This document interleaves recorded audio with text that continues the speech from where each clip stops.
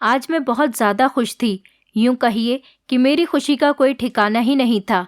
आज के दिन के लिए मैंने बहुत सालों से इंतज़ार किया था। मैं बहुत सालों से इंतज़ार में थी कि कब आज का दिन आए और मेरे इंतज़ार की घड़ियाँ ख़त्म हों। आखिर आज वो दिन भी आ ही गया था जब मेरे मामा को अपने घर वापस आना था, और मैं क्यों ना इस दिन का बेसब्री से इंतज़ार करती। इस दुनिया में मेरे मामा के अलावा मेरा कोई और था ही नहीं जिसे मैं अपना कहती। वो एक सिर्फ मेरे मामू ही थे। मैं अपने मामू से बहुत प्यार करती थी और वो भी मुझसे बहुत प्यार करते थे। उन्होंने मुझे हमेशा अपनी संतान की तरह ही रखा था। आज उन्हें पूरे 7 साल बाद घर वापस आना था। मेरी पेरेंट्स की डेथ के बाद मेरे मामू मुझे अपने साथ अपने घर पर लेकर आ गए थे। उन्होंने आज तक मेरी वजह से शादी नहीं की थी। उन्होंने मुझे अपनी संतान की तरह पाल पोस कर बड़ा किया था। मेरे मामू का अपना बिजनेस था, लेकिन कुछ साल पहले उन्हें बिजनेस में बहुत बड़ा लॉस हुआ था और उनके पास अब कुछ भी नहीं बचा था, क्योंकि उनके पार्टनर ने धोखे से सब कुछ उनसे छीन कर अपने नाम कर लिया था। इसी वजह से उन्हें काम के सिलसिले में विदेश जाना पड़ा था, लेकिन आज वो अपने घर वापस आ रहे थे। वैसे तो रोज़ ही मेरी उनसे फ़ोन पर बात हो जाया करती थी, लेकिन फ़ोन पर बात करने में और फेस टू फेस बात करने में और ही बात होती है। आज मैं उनके आने की खुशी में कॉलेज भी नहीं गई थी। मैंने सब कुछ अपने हाथों से किया था। उनके लिए खाना भी अपने हाथों से बनाया था और उनका कमरा भी खुद अपने हाथों से तैयार किया था। मेरे घर में मामू और मेरे अलावा मेरी एक मासी भी रहती थी, लेकिन कुछ साल पहले ही मामा ने पैसे भेजकर उनकी शादी कर दी थी। वो अपने हस्बैंड के साथ कनाडा में बहुत ज़्यादा खुशहाल ज़िंदगी गुजार रही थी। उनकी शादी के बाद से मैं घर में अकेली रह गई थी। मासी ने मुझे बहुत कहा कि मैं उनके साथ कनाडा में शिफ्ट हो जाऊं और वहीं अपनी आगे की पढ़ाई पूरी कर लूं, लेकिन मेरा मन यहीं इंडिया में ही लगता था, क्योंकि यहाँ मेरे पेरेंट्स की यादें थीं। यहाँ मुझे ऐसा लगता था जैसे वो मेरे साथ हैं। मासी एक बार छुट्टियों में मुझसे मिलने के लिए आई थी। 1 महीने वो मेरे साथ रहीं और फिर वापस चली गईं, क्योंकि उनके हस्बैंड का काम वहीं पर था, इसलिए वो उनको वहाँ अकेला छोड़कर यहाँ ज़्यादा दिन नहीं रह सकती थी। उनके जाने के बाद मैं बहुत अकेला फील कर रही थी। अब ऐसे में मैं चाहती थी कि मामा वापस आ जाएं और वो मेरे पास रहें, ताकि मुझे अकेले ना रहना पड़े। अब मैंने सोच रखा था कि मामा के आते ही मैं उनके लिए एक अच्छी सी लड़की देखकर उनकी भी शादी कर दूंगी, ताकि वो भी अपनी ज़िंदगी में आगे बढ़ें, क्योंकि उन्होंने मेरी खातिर बहुत बड़ी कुर्बानी दी थी। लेकिन अब मैं बड़ी हो चुकी थी और समझदार भी, इसीलिए मैंने सोच लिया था कि मामा के आते ही मैं उनसे शादी की बात करूंगी और उनके लिए एक अच्छी सी लड़की देखकर उनकी शादी कर दूंगी। मैं अपने मामा से बहुत ज़्यादा मोहब्बत करती थी, उन्हें अपने पेरेंट्स की जगह पर ही मानती थी। मैं उनकी बहुत ज़्यादा इज्जत करती थी, लेकिन मैं सच्चाई से बिल्कुल ही अनजान थी। मैं नहीं जानती थी कि आज का दिन मेरे लिए कितना अलग होने वाला है और हमारे रिश्ते में एक कड़वाहट पैदा हो जाएगी। अब वो घड़ी आ गई थी जब मेरे मामा को घर पर आना था। मेरे मामा ने घर का दरवाज़ा खटखटाया। जैसे ही मैंने दरवाज़ा खोला तो सामने मेरे मामा के साथ एक औरत भी खड़ी थी। मैंने पहले मामा को देखा और फिर मेरी नज़र उस औरत पर पड़ी। मामा ने मुझे प्यार से अपने गले लगाया और मैंने मामा को नमस्ते किया। मामा ने मुझे एक बहुत बड़ा बैग दिया। उन्होंने मुझसे कहा इस बैग में वो मेरे लिए बहुत सारा सामान लेकर आए हैं, लेकिन मेरी नज़र बराबर इस औरत पर थी। मैंने उस बैग को एक साइड में रख दिया। मैं सोच रही थी कि ये औरत शायद मामू की कोई दोस्त होगी और उन्हें घर तक छोड़ने के लिए आई होगी, लेकिन वो तो मामा के पीछे पीछे घर के अंदर ही आ गई। उस औरत ने अपने आप को पूरी तरीके से ढककर रखा हुआ था, यहाँ तक कि उसका फेस भी स्कार्फ से ढका हुआ था। मुझे उसकी सिर्फ आंखें दिखाई दे रही थी। मुझे उस औरत को देखकर बहुत ज़्यादा हैरानी हो रही थी। मेरी आंखों में सवाल थे जिसे मेरे मामा समझ गए थे। उन्होंने मुझसे कहा, बेटा ऐसे क्या देख रही हो, ये तुम्हारी मामी है। मैंने तो अभी अपने मुंह से कुछ पूछा भी नहीं था। मामा ने पहले ही इस औरत को मेरी मामी का दर्जा दे दिया था। मामा की बात सुनकर तो मैं दंग रह गई थी।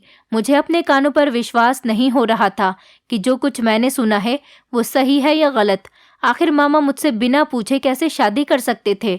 मैंने अपने मामा की शादी के लिए कितने सपने देखे थे और क्या क्या सोचकर रखा हुआ था। सोचा था कि मैं खुद उनके लिए अच्छी सी लड़की देखकर आऊँगी और फिर धूमधाम से उनकी शादी करूँगी, लेकिन यहाँ तो मामा खुद ही शादी करके अपनी दुल्हन लेकर आ गए थे। मामू ने मुझे कहा कि ये तुम्हारा मेरी तरह ही ख्याल रखेगी और तुम भी इसे इतनी ही मोहब्बत करना जितनी कि तुम मुझसे करती हो। मुझे अपने मामा की आंखों में इस औरत के लिए बहुत ज़्यादा मोहब्बत दिखाई दे रही थी। शायद इस औरत की मोहब्बत के आगे मेरी मोहब्बत कम हो गई थी। मामा ने सच में शादी कर ली और मुझे अपनी शादी के बारे में कुछ बताया भी नहीं। क्या मैं आपके लिए इतनी पराई हो गई कि आप मुझसे बातें छुपाने लग गए? मामा ने प्यार से मेरे सर पर हाथ रखा और मुझसे कहने लगे, बेटा ऐसी कोई बात नहीं, तुम तो मेरी जान हो, मैं तुमसे कभी कुछ नहीं छुपाता हूँ, लेकिन हालात ही कुछ ऐसे हो गए थे कि मुझे अचानक से शादी करनी पड़ी। मैंने मामा से पूछा, ऐसी भी भला कौन सी मजबूरी आ गई थी कि आपको इतनी जल्दी में शादी करनी पड़ी? आप यहाँ आकर मेरे सामने भी तो शादी कर सकते थे, मैं कौन सा आपको शादी करने से रोक रही थी? मेरी इस बात पर मामू ने मुझे गुस्से में देखा और मुझसे कहने लगे कि बेटा, बड़ों से ऐसे सवाल जवाब नहीं करते, बस तुम ये समझ लो कि ये तुम्हारी मामी है, ये एक बहुत अच्छी औरत है और तुम्हारा बहुत ख्याल रखेगी। तुम भी इसका ख्याल रखना। तुम्हें अब घर में अकेले रहना नहीं पड़ेगा, तुम्हारी मामी हर समय तुम्हारे साथ रहेंगी। वैसे भी तुम्हें तो खुश होना चाहिए कि मैंने शादी कर ली। तुम ही मुझे हमेशा कहती रहती थी ना कि मामा शादी कर लो। आज मैं शादी करके आ गया तो तुम मुझसे नाराज़ हो रही हो। मैंने मामा से कहा कि मामा जी ऐसी बात नहीं, मैं आपके लिए बहुत खुश हूँ। मैं तो सिर्फ इसलिए कह रही हूँ कि अगर आप मुझे पहले से बता देते तो मैं आपके और मामी के वेलकम का अच्छे से इंतज़ाम कर लेती, आपका कमरा अच्छे से सजा देती। आपका कमरा बिल्कुल वैसा ही है जैसे पहले था। कहीं मामी को आपके कमरे में कोई प्रॉब्लम ना हो, बस इसी वजह से मैं आपसे कह रही थी। मामा ने कहा, तुम फिक्र मत करो बेटा, हम उसी कमरे में रह लेंगे। तुम्हारी मामी बहुत अच्छी हैं, उसे सिर्फ मेरा साथ चाहिए। दुनिया की चीज़ों से उसे कोई मतलब नहीं। वो मुझसे बहुत मोहब्बत करती है, मेरा साथ ही उसके लिए सब कुछ है। उसे घर, गाड़ी, बंगले की कोई चाहत नहीं। कुछ दिन तुम इसके साथ रहोगी तो तुम भी इसे समझ जाओगी कि ये कितनी अच्छी औरत है। वैसे भी पति पत्नी को सिर्फ एक दूसरे का साथ चाहिए होता है और कुछ नहीं। तुम बस भगवान से प्रार्थना करना कि हमारा रिश्ता और हमारी मोहब्बत ऐसे ही बनी रहे। मामा को आए हुए काफ़ी देर हो गई थी, लेकिन अकेले मामा ही मुझसे बातें कर रहे थे। मामी ने अभी तक अपने मुंह से एक शब्द भी नहीं बोला था और ये बात मुझे बहुत ही अजीब लग रही थी। फिर मैंने कुछ सोचते हुए खुद ही मामी को नमस्ते किया, लेकिन उन्होंने मुझे कोई जवाब नहीं दिया। वो सीधे ही मामा के कमरे में चली गईं। मुझे उनकी ये हरकत बहुत बुरी लगी। मैं सोचने लगी कि अजीब औरत है। मामा तो इनकी इतनी तारीफें कर रहे थे, लेकिन इन्होंने तो मेरे नमस्ते का भी कोई जवाब नहीं दिया। ये भला मेरे साथ इस घर में कैसे रहेंगी? मैंने मामा की तरफ देखा तो वो कहने लगे, तुम फिक्र मत करो, कुछ दिनों में ये तुम्हारे साथ घुल मिल जाएगी। ये अभी अभी अपने माँ बाप को, अपने बहन भाई को छोड़कर आई है, इसलिए थोड़ी अपसेट है। तुम खुद एक लड़की हो और तुम ये बात अच्छे से जानती होगी। अपना घर, अपने माँ बाप को छोड़कर किसी दूसरे के घर आना और उस घर में एडजस्ट होना कितना मुश्किल काम होता है। तुम इसका ख्याल रखना, ये तुम्हारे साथ रहेगी तो इसे अपने माँ बाप की और अपने भाई बहन की कमी का एहसास भी नहीं होगा। धीरे धीरे ये उन लोगों को भूल जाएगी और तुम्हारे साथ खुशी खुशी रहेगी। एक औरत को कितना कुछ बर्दाश्त करना पड़ता है, फिर जाकर वो अपनी ज़िंदगी में आगे बढ़ती है। वो बेचारी बहुत ज़्यादा परेशान है, इसलिए शायद उसने तुम्हारी बात का जवाब नहीं दिया।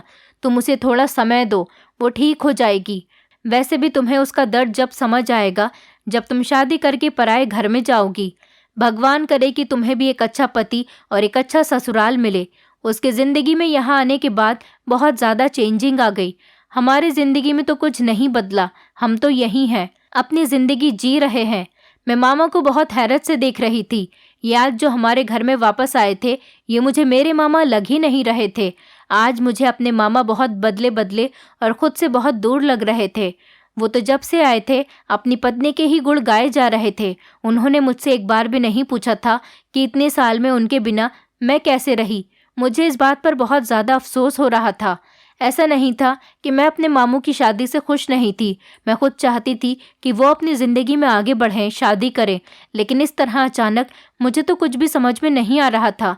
आज मुझे अपने माता पिता की बहुत ज़्यादा याद आ रही थी। उनके बाद एक मामू ही थे जिससे मैं अपने दिल की सारी बातें किया करती थी, जो मुझे अपने लगते थे, लेकिन आज वो मुझे पराए लग रहे थे। खैर, मैं कर भी क्या सकती थी? शायद भगवान को यही मंजूर था और भगवान के आगे किसी की नहीं चलती। मैंने मामा से कहा कि ठीक है, आप अपनी पत्नी के पास जाइए, उन्हें संभालिए। शायद वो अपने घर वालों को याद कर कर रो रही होंगी। मैं आपके लिए खाना लेकर आती हूँ। मैं बोझल कदमों से किचन की तरफ गई और ट्रे में दोनों के लिए खाना लगाया और वो खाना मामा के कमरे में लेकर गई। मैंने मामा से कहा, आप मामी को खाना खिला दीजिए, वो भूखी होंगी, फिर आप लोग आराम कर लेना। लंबे सफ़र से आए हो, थक गए होंगे, हम सुबह बात करते हैं। मामा ने कहा, ठीक है, तुम जाओ, मैं इसे खाना खिला दूंगा। मामा ने एक बार भी मुझसे नहीं पूछा था कि मैंने खाना खाया या नहीं। मैंने इतनी प्यार से उनके लिए अपने हाथों से खाना बनाया था। सारी चीज़ें उनकी पसंद की बनाई थी और सोचा था कि आज हम दोनों मामू भांजी साथ बैठकर खाना खाएंगे और खूब बातें करेंगे। लेकिन जैसा मैंने सोचा था वैसा मेरे साथ कुछ भी नहीं हुआ। यहाँ तो सब कुछ ही उल्टा हो गया था। मामा को सिर्फ अपनी पत्नी की ही फिक्र थी। मैं उनके कमरे से निकलकर बाहर आ गई और अपने कमरे में चली गई। मेरी तो जैसे भूखी मर गई थी। मैं अपने कमरे में जाकर लेट गई। मैं लेटकर सोचने लगी, चलो अब जो भी हो, मामा ने मुझसे छुपकर शादी तो कर ली, लेकिन मैं उनका रिसेप्शन बहुत धूमधाम से करूंगी। सारे रिश्तेदार और मोहल्ले वालों को बुलाऊंगी। बहुत सालों से हमारे घर में कोई खुशी नहीं मनाई गई। मासी की शादी भी एक मंदिर में उनके ससुराल और कुछ खास लोगों के बीच में हो गई थी। अब इस बहाने मैं अपने मामा का रिसेप्शन करके अपने घर में खुशी मनाना चाहती थी। मैं चाहती थी कि हमारे पूरे ख़ानदान को पता चल जाए कि मेरे मामा ने शादी कर ली, क्योंकि हमारे कुछ रिश्तेदार ऐसे भी थे जो मुझे ताना देते थे कि मेरी वजह से मामा ने शादी नहीं की। उन्होंने अपनी सारी ज़िंदगी मेरे लिए गुजार दी। अब मैं सब लोगों को बताना चाहती थी कि मेरे मामा ने शादी कर ली है। यही सोचते सोचते कब मेरी आंख लग गई मुझे पता ही नहीं चला। मैंने सोच रखा था कि मैं सुबह उठते ही सबसे पहले मामा मामी से इस बारे में बात करूंगी, लेकिन मुझे ये नहीं पता था कि आने वाले दिन मेरे ऊपर एक नई बिजली गिरने वाली है। जब मैं सुबह उठी तो मैंने देखा कि मामा के कमरे का दरवाज़ा अभी तक बंद था। मैंने मामा का दरवाज़ा खटखटाया, लेकिन अंदर से किसी की कोई आवाज़ नहीं आई। मैं वहाँ से चली गई। मैं किचन में जाकर नाश्ता तैयार करने लगी। मैंने सोचा जब तक मामा मामी उठते हैं मैं उनके लिए नाश्ता तैयार कर लेती हूँ। अभी मैं नाश्ता तैयार कर ही रही थी कि मामा के कमरे का दरवाज़ा खुला। मेरी मामी कमरे से निकल कर आईं, लेकिन वो उसी होलिये में थी जिस होलिये में वो रात थी। यानी उन्होंने अपने आप को पूरे तरीके से कवर कर रखा था, यहाँ तक कि अपना फेस भी कवर कर रखा था। मुझे उन्हें देखकर बहुत ज़्यादा हैरानी हुई। मुझे समझ में नहीं आ रहा था कि आखिर वो अपना फेस मुझे क्यों नहीं दिखा रही। वो किचन में मेरे पास आईं, मुझसे बिना बात किए ही मामा के लिए नाश्ता बनाने लगी। जब मैंने उन्हें कहा कि मामी आप क्यों नाश्ता बना रही हैं, मैं आपके और मामा के लिए नाश्ता बना रही हूँ ना, फिर हम लोग मिलकर नाश्ता करेंगे। मेरे ये कहने पर उन्होंने मेरी बात का कोई जवाब नहीं दिया और वो फ़ौरन किचन से कमरे में चली गईं। मुझे उनकी ये हरकतें कुछ ठीक नहीं लग रही थी। एक तो मुझे उनका पहनावा बहुत अजीब लग रहा था। पता नहीं क्यों वो खुद को इतना ढककर रख रही थी। चलो रात में तो ठीक है कि वो बाहर से आई थी, लेकिन दिन में और मेरे सामने तो वो अपना फेस दिखा सकती थी। मैं उनके लिए कोई मर्द तो नहीं थी। जैसे मामा मुझे अपनी बेटी मानते थे, उनके लिए भी मैं बेटी समान थी। मुझे मामी की इस हरकत पर बहुत ज़्यादा गुस्सा आ रहा था। मैंने सोच लिया था कि मामा के उठते ही मैं उनके बारे में बात करूंगी कि आखिर वो मेरे साथ ऐसा बर्ताव क्यों कर रही है। आपने तो कहा था कि वो बहुत अच्छी औरत है। कुछ देर बाद मामा उठकर कमरे से बाहर आए तो मैंने उनसे इस बारे में बात की। मामा ने फिर से मुझे वही रात वाली बात कह दी कि धीरे धीरे तुम्हारी मामी ठीक हो जाएंगी। अभी वो नई नई है यहाँ पर और तुम्हारे साथ इस घर में घुलने मिलने में उसे थोड़ा समय लगेगा। ये शहर, ये जगह उनके लिए नई है, इसलिए शायद वो चुप चुप है। मैं सोच में पड़ गई कि आखिर ऐसी भी क्या बात है कि वो मुझसे अपना चेहरा छुपा रही है। मैं तो एक लड़की हूँ, कोई मर्द तो नहीं जो मैं उन्हें गलत नज़रों से देखूंगी या उन्हें खा जाऊंगी।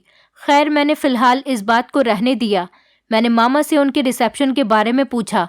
मैंने उन्हें बताया कि मामा मैं चाहती हूँ कि मैं आपका धूमधाम से रिसेप्शन करूँ और सारे रिश्तेदार और मोहल्ले वालों को बुलाऊँ। शादी तो आपने मुझसे छुपाकर कर ली, लेकिन मैं चाहती हूँ कि मैं आपका रिसेप्शन करूँ ताकि सब लोगों को पता चल जाए कि आपने शादी कर ली है। मामा ने कहा कि ठीक है, जैसा तुम चाहो वैसा करो, मुझे तुम्हारी इस बात पर कोई एतराज़ नहीं। मामा की बात सुनकर मुझे बहुत ज़्यादा खुशी हुई। मैंने मामा से कहा कि मैं मामी को अपने साथ शॉपिंग पर लेकर जाना चाहती हूँ। मैं चाहती हूँ कि वो खुद अपनी मर्ज़ी से अपने लिए जोड़ा लेकर आए और वही जोड़ा अपने रिसेप्शन में पहने, लेकिन मामा ने मुझे मना कर दिया। वो कहने लगे कि तुम्हारी मामी को मार्केट जाना पसंद नहीं, तुम जो उनके लिए लेकर आ जाओगी वो वही पहन लेंगी। तुम अपनी किसी दोस्त के साथ मार्केट चली जाओ और अपने लिए और अपनी मामी के लिए शॉपिंग कर लेना। मामा की बात सुनकर मुझे बहुत ज़्यादा हैरानी हुई कि मामी कैसी औरत थी जो शॉपिंग नहीं करती थी। हर औरत शॉपिंग पर खुशी खुशी जाती है। मुझे तो कुछ भी समझ में नहीं आ रहा था, आखिर ये सब क्या हो रहा था। जब से मामी आई थी मुझसे अपना चेहरा छुपा रही थी और मामा भी उनसे कुछ नहीं कह रहे थे। दाल में कुछ तो काला ज़रूर था। मैंने मामा से पूछा, मामी अपने रिसेप्शन वाले दिन तो अपना फेस सबको दिखाएंगी या फिर ऐसे ही फेस कवर करके रखेंगी? मामा ने कहा, तुम्हारी मामी बहुत शर्मीली है और वो किसी के सामने आना नहीं चाहती, इसी वजह से वो अपना फेस कवर करके रखती हैं। रिसेप्शन में भी वो ऐसे ही आएंगी। मामा की बात सुनकर मुझे बहुत ज़्यादा गुस्सा आया। मैंने उनसे कहा कि अगर मामी को अपना फेस कवर करना है तो हम रिसेप्शन करके क्या करेंगे? सारे रिश्तेदार हमारी मजाक बनाएंगे कि हम दुल्हन को देखने के लिए आए हैं और दुल्हन ने ही अपना चेहरा छुपा कर रखा है। इससे बेहतर है कि हम कोई रिसेप्शन करें ही ना। ये बात कहकर मैं गुस्से से उठकर अपने कमरे में आ गई। शाम तक मैं कमरे में ही रही। शाम को मामा मेरे कमरे में आए और मुझसे कहने लगे, बेटा तुम समझती क्यों नहीं हो? तुम्हारी मामी को किसी के सामने आना अच्छा नहीं लगता। मैंने मामा से कहा, मामा प्लीज़ मामी से कहिए कि वो रिसेप्शन में सबको अपना चेहरा दिखा दे। मामा ने इस बार मुझे डांटकर कहा कि तुम्हें तो कुछ समझाना ही बेकार है, रहो अपने कमरे में, जब मन करे बाहर आ जाना। एक बात के पीछे पड़ गई हो। मामा ने आज तक मुझसे इस तरह की बात नहीं की थी जैसे वो आज कर रहे थे। मुझे मामा की बातें सुनकर बहुत रोना आया।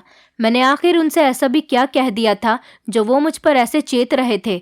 मैं बस अपनी मामी का चेहरा ही तो देखना चाहती थी, इसमें कौन सी गलत बात थी? रोते रोते मैं कब सो गई पता ही नहीं चला। सुबह जब मैं फ्रेश होकर बाहर आई तो मामी किचन में नाश्ता बना रही थी। उन्होंने मेरे लिए भी नाश्ता बनाया था। वो मुझे नाश्ता देकर चुपचाप अपने कमरे में चली गईं। मैं उन्हें देखकर सोचने लगी कि कुछ तो गड़बड़ है जो मामी अपना चेहरा नहीं दिखाना चाहती। मैंने सोचा कि मुझे खुद ही कुछ ऐसा करना होगा जिससे मैं मामी का चेहरा देख सकूं। ज़रूर कोई बहुत बड़ी वजह होगी जिस वजह से वो मुझसे अपना चेहरा छुपा रही है, वरना कौन लड़की भला सारा दिन ऐसे हुलिये में रहती है। और आजकल की लड़कियों को तो शादी की खुशी इतनी होती है कि खुद ही शॉपिंग करती हैं, पार्लर से तैयार होकर आती हैं और खूब फोटो खिंचवाती है। जाहिर सी बात है मामी भी इसी दुनिया की औरत है, किसी और दुनिया से तो नहीं आई जो इतना पर्दा कर रही है। अब मैंने सोच लिया था कि मामी तो मुझसे खुद कोई बातचीत करेंगी नहीं, मुझे खुद ही उनसे जान पहचान बढ़ानी होगी ताकि मैं उनका चेहरा देख सकूं और इस बात का पता लगा सकूं कि वो आखिर मुझसे अपना चेहरा क्यों छुपाती है। यहाँ तक कि वो मुझसे ज़्यादा बात भी नहीं करती। अगर मैं उनसे कुछ पूछती हूँ तो वो उसका जवाब हाँ और ना में ही देती है। ज़्यादा टाइम वो अपने कमरे में ही रहती है। पता नहीं मामा को उनमें ऐसा क्या अच्छा लगा जो उन्होंने उनसे शादी कर ली। खैर मैंने नाश्ता किया और मैं अपने कॉलेज जाने के लिए तैयार हो गई। तभी एक गाड़ी से मेरा एक्सीडेंट हो गया। मेरे हाथ में चोट लग गई थी। मेरी दोस्त मुझे हॉस्पिटल लेकर गई। उसने मेरे मामा को कॉल की, तब भी मामा अकेले ही हॉस्पिटल आए। उन्होंने मेरी पट्टी करवाई और मुझे घर लेकर चले गए। अब मेरे हाथ में चोट लग गई थी, इस वजह से मैं किचन का कोई काम नहीं कर पा रही थी और ना ही मैं कॉलेज जा रही थी। इस बीच में मामी सिर्फ एक बार मेरे पास आई और उन्होंने मेरा हालचाल पूछा। मेरे चोट लग गई थी, इस वजह से अब घर का सारा काम उन्हें ही करना पड़ रहा था। मुझे ये देखकर बहुत ज़्यादा हैरानी होती थी कि वो सारा काम इसी तरह पर्दे में रहकर करती थी। यहाँ तक कि वो कपड़े धोती तब भी उनका चेहरा ढका हुआ रहता था। खाना बनाते समय भी उनका चेहरा ढका हुआ ही रहता था। वो कितनी देर भी काम कर ले लेकिन उनके चेहरे से उनका स्कार्फ नहीं हटता था। वो घर के सारे काम करती और काम करने के बाद वापस अपने कमरे में चली जाती थी। मुझे तो सोच सोच कर ही चक्कर आने लगे थे कि आखिर ये ऐसा कैसे करती हैं। एक दिन मेरी दोस्त मुझे देखने आई तो मेरी मामी मेरी दोस्त के सामने नहीं आई। जब मेरी दोस्त ने मामी के बारे में पूछा तो मैंने पूरी बात अपनी दोस्त को बताई तो उसने मुझसे कहा कि ऐसा भी क्या है जो मामी लड़कियों के सामने भी नहीं आती। उसने मुझसे कहा कि तुम्हें सबसे पहले अपनी मामी का चेहरा देखना चाहिए, तभी कुछ पता चलेगा। ज़रूर कोई बात है जिस वजह से वो अपना चेहरा छुपाती है, वरना कोई भी लड़की आज के टाइम में किसी लड़की से अपना चेहरा क्यों छुपाएगी। अगर वो किसी के सामने अपना चेहरा नहीं दिखाती थी तो तुम्हारे मामा ने उन्हें कैसे देखा और कैसे उन दोनों की शादी हो गई। अब आगे तुम खुद समझदार हो। इन सब के पीछे ज़रूर कोई बड़ी वजह होगी। सिर्फ ऐसा नहीं है कि तुम्हारी मामी तुमसे कुछ छुपा रही है, बल्कि इससे भी बड़ी कोई और बात है। तुम्हें मामा से कहने की कोई ज़रूरत नहीं, क्योंकि तुम्हारे मामा भी तुम्हारी मामी का ही सपोर्ट करेंगे। तुम्हारे लिए बेहतर यही है कि तुम ज़्यादा से ज़्यादा टाइम अपनी मामी के साथ रहो और उनसे बातचीत करो, उनसे दोस्ती करने की कोशिश करो। मैंने अपनी दोस्त से कहा, वो तो मुझसे बात ही नहीं करती। दोस्ती तो बहुत दूर की बात है, फिर मैं कैसे ज़्यादा टाइम उनके साथ गुजार सकती हूँ। फिर मेरी दोस्त ने मुझे कहा कि तुम बहुत सीधी हो, शायद इसीलिए तुम्हारी मामी तुम्हें बेवकूफ़ बना रही हैं। इस टाइम तुम बीमार हो और तुम्हारे पास ये अच्छा मौका है अपनी मामी की सच्चाई जानने का, ये बात जानने का कि वो तुमसे अपना चेहरा क्यों छुपाए रखती है। तुम अपने मामा से बात करो और उनसे कहो कि तुम्हें रात में बहुत ज़्यादा परेशानी होती है, इसलिए वो मामी से कहें कि वो कुछ दिन तुम्हारे पास सो जाएं। तुम्हारा तो इस समय हाथ भी नहीं उठ रहा। तुम अपने मामा से कहना कि डॉक्टर ने मुझे कोई भी चीज़ उठाने से मना किया है, इसलिए मुझे रात को पानी पीने या बाथरूम जाने में परेशानी होती है। अब तुम्हारे मामा को मजबूरन तुम्हारी मामी को तुम्हारे पास सुलाना ही पड़ेगा।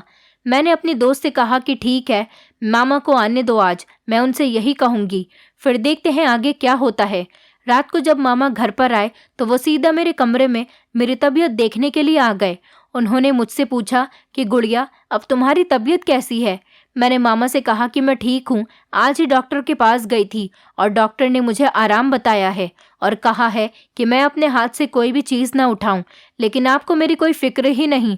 जब से आप विदेश से शादी कर कर वापस आए हैं, आपको सिर्फ मामी की ही फिक्र लगी रहती है। आप शायद मुझे भूल चुके हैं।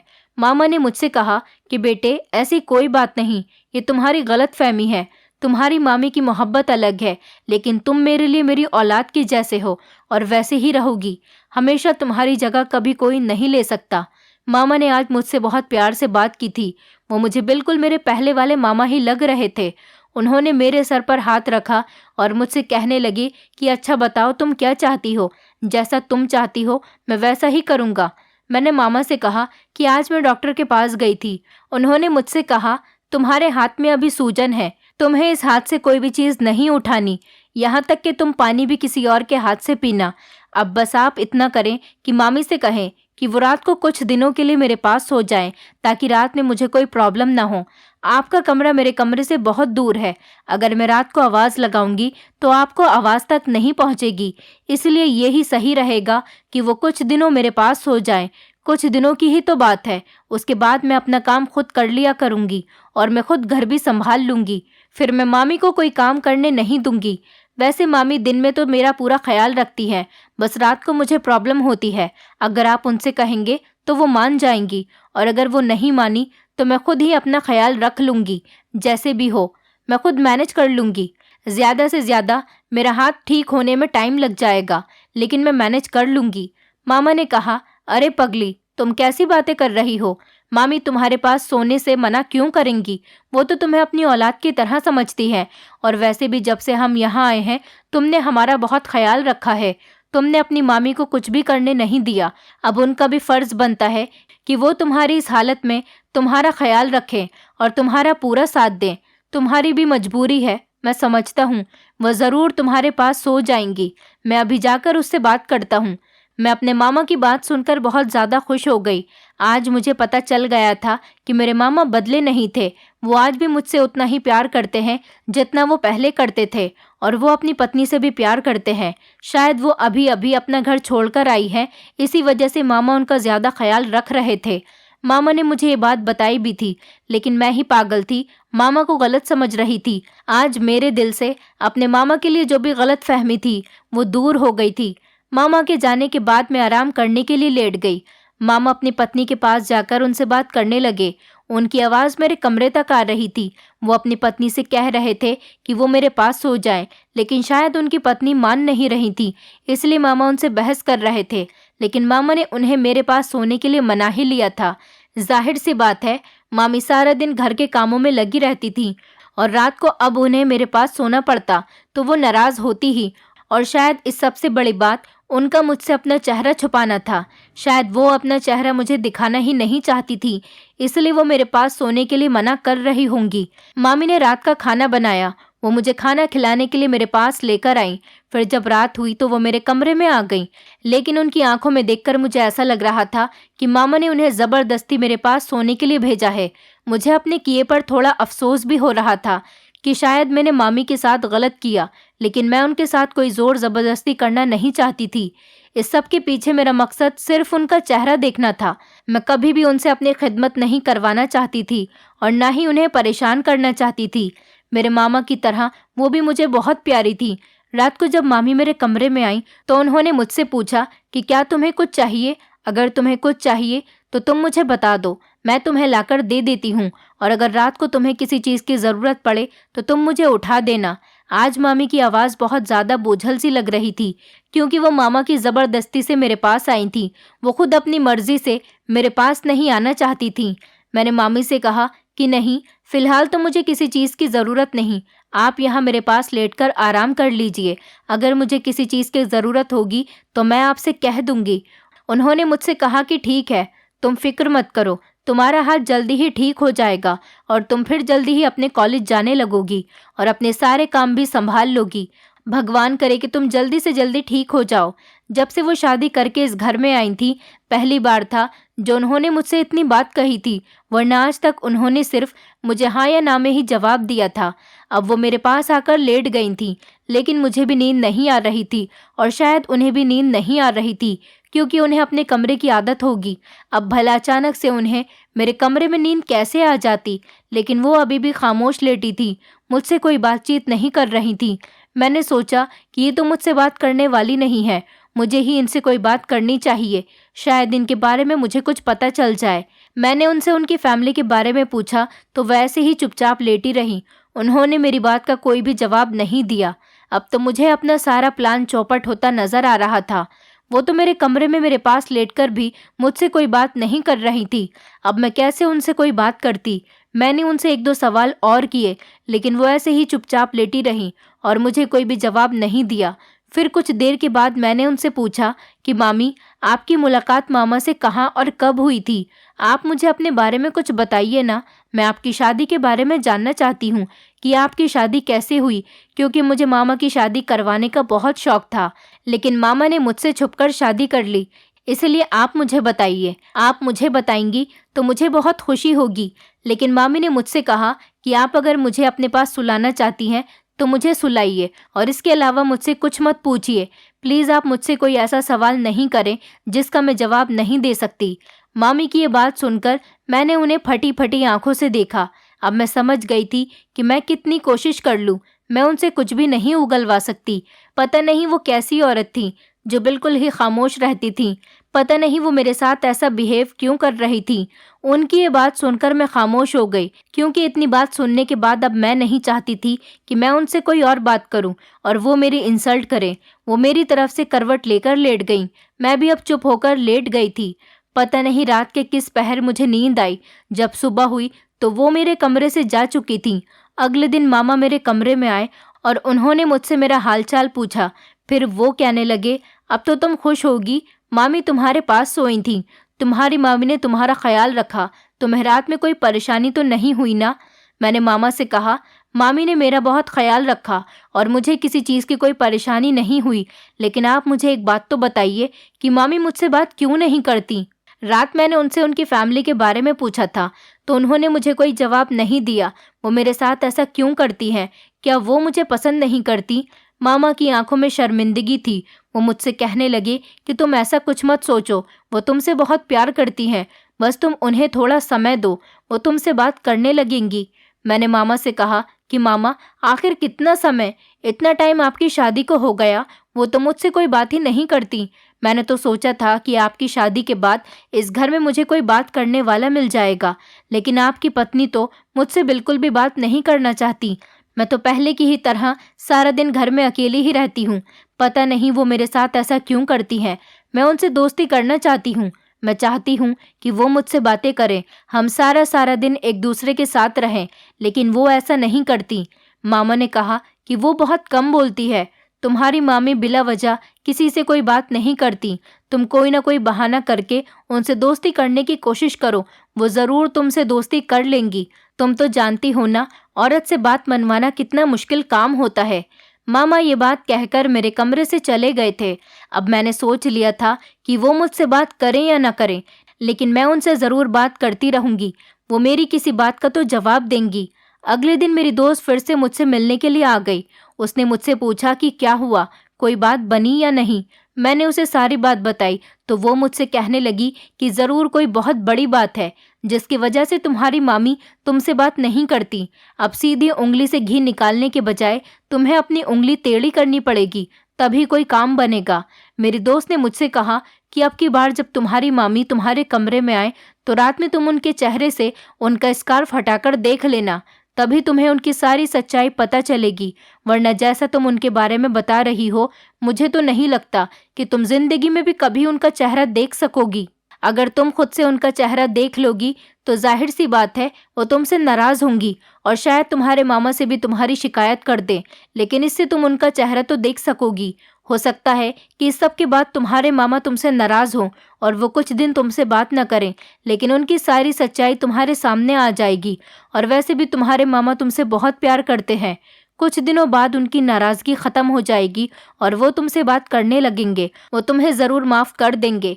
वो तो तुम्हारी किसी भी बात का जवाब ही नहीं देती, और तुम हो कि तुम्हें भी कोई फ़र्क नहीं पड़ रहा, और तुम्हें फ़र्क पड़ भी जाए तो तुम आखिर क्या कर लोगी? तुम तो उसके बारे में कुछ भी नहीं जानती। मुझे अपनी दोस्त की बात बिल्कुल ठीक लगी थी। आज मैं अपनी मामी के कमरे में आने का इंतज़ार कर रही थी। जब वो मेरे कमरे में आकर मेरे पास लेट जाएंगी तो मैं उनके चेहरे से उनका स्कार्फ हटा दूंगी।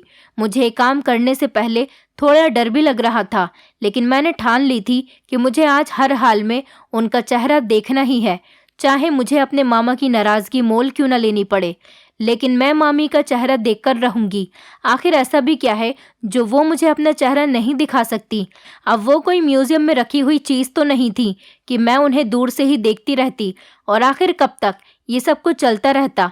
आज मुझे हर हाल में उनका चेहरा देखना ही था। आज रात जब मामी मेरे कमरे में आई तो मैंने उनसे कोई सवाल जवाब नहीं किया, क्योंकि मैं नहीं चाहती थी कि वो मेरे सवालों से परेशान होकर मेरे कमरे से चली जाए। जैसे ही वो मेरे कमरे में आई, मैं सोने का नाटक करने लगी। वो मेरे पास आकर लेट गईं। जब वो थोड़ी देर मेरे पास लेटी रही तो मैंने मौका पाकर उनके चेहरे से उनका स्कार्फ हटा दिया।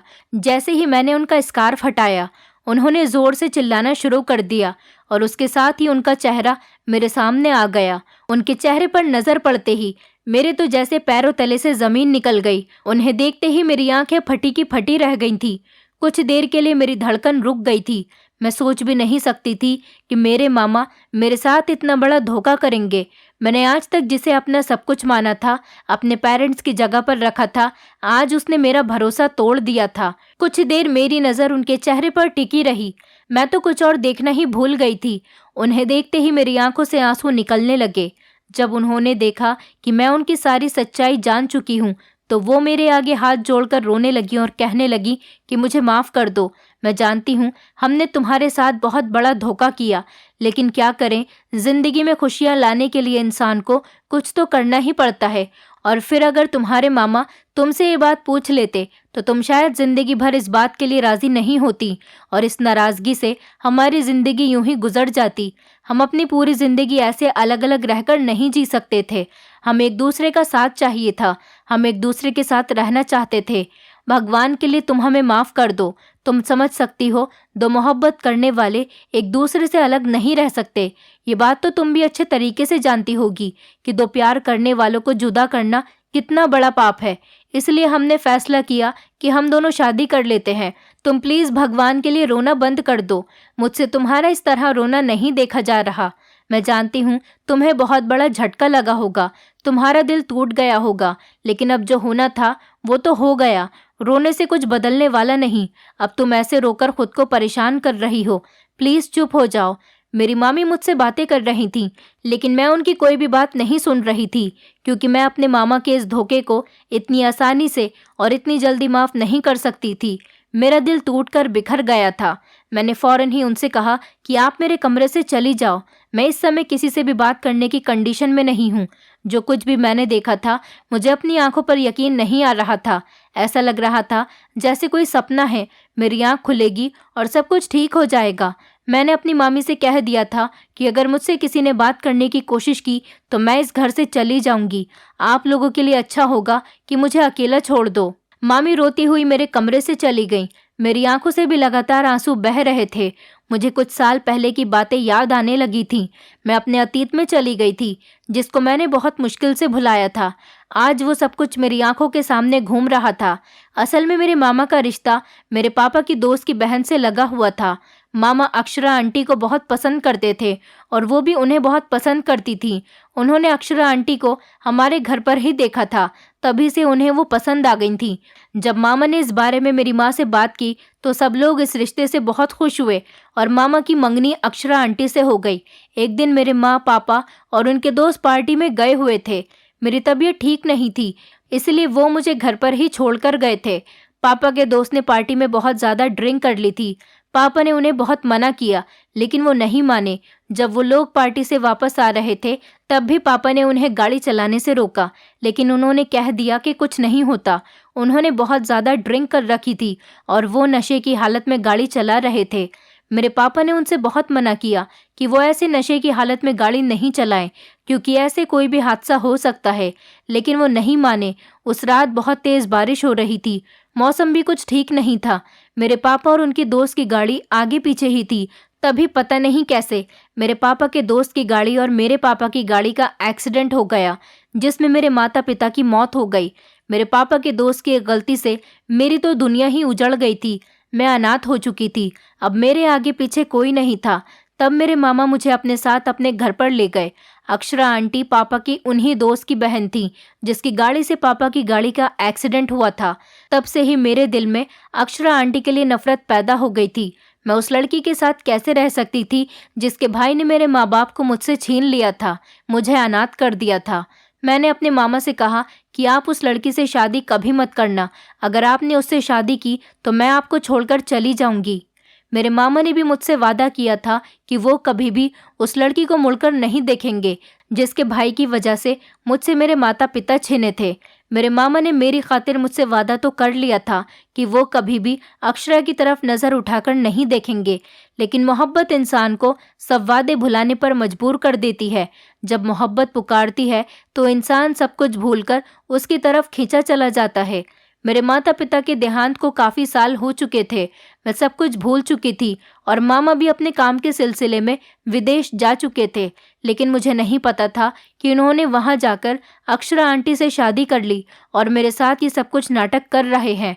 यहाँ तो मेरे साथ ही धोखा किया जा रहा था। मेरे मामा ने मामी से अपना चेहरा छुपाने के लिए इसलिए कहा था क्योंकि वो मुझे कभी भी दुख नहीं देना चाहते थे। वो नहीं चाहते थे कि मुझे सच्चाई पता चले और मैं फिर से अपने अतीत में चली जाऊं। इस बात को 2-3 दिन बीत चुके थे। मैंने 2 दिन से कुछ नहीं खाया था और ना ही मैं अपने कमरे से बाहर निकली थी। 2 दिन बाद मेरे मामा मामी मेरे पास आए, लेकिन मैंने उनकी तरफ से मुंह मोड़ लिया। मेरी मामी मेरे पास आकर बैठी, मेरा हाथ अपने हाथ में लिया और मुझसे कहने लगी कि तुम मेरी बात ध्यान से सुनो। मैं जानती हूँ कि तुम्हें हमारी शादी से बहुत बड़ा झटका लगा है, लेकिन तुम हमारी मजबूरी समझने की कोशिश करो। मैं जानती हूँ तुम्हारे माता पिता का एक्सीडेंट मेरे भाई की गाड़ी से हुआ था, लेकिन इस सब में मेरा क्या कसूर है? मैं तो बेकसूर हूँ ना।